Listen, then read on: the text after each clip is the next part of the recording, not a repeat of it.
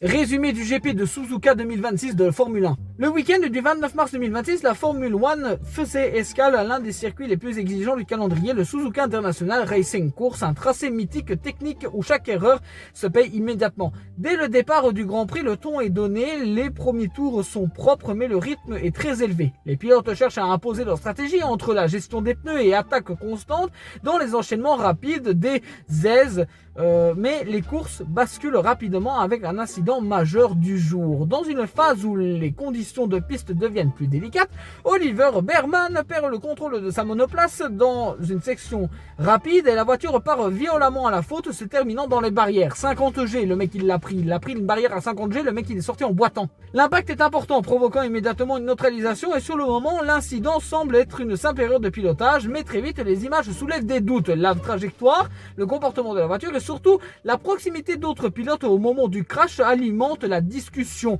Et c'est là que la polémique démarre. Plusieurs observateurs estiment que Behrman aurait pu être gêné ou qu'un élément extérieur aurait pu contribuer à la perte de la contrôle du monoplace.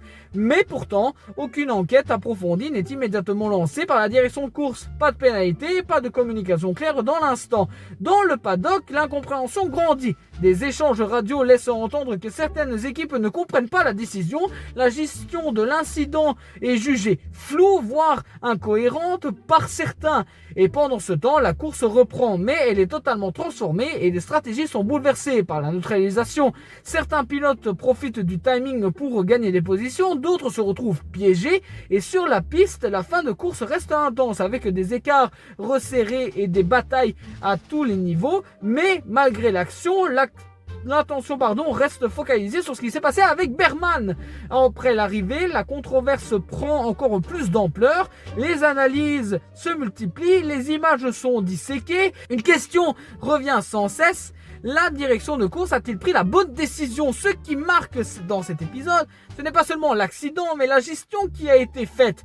Dans un sport où la sécurité et la transparence sont essentielles, le manque de clarté alimente forcément les critiques. Au final, le Grand Prix de Suzuka 2026 ne restera pas seulement comme une course technique exigeante, mais comme un week-end marqué par un incident controversé. Un moment qui relance le débat sur la gestion des accidents de Formule 1 et ce qui pourrait avoir des conséquences sur la manière dont ces situations seront traitées à l'avenir.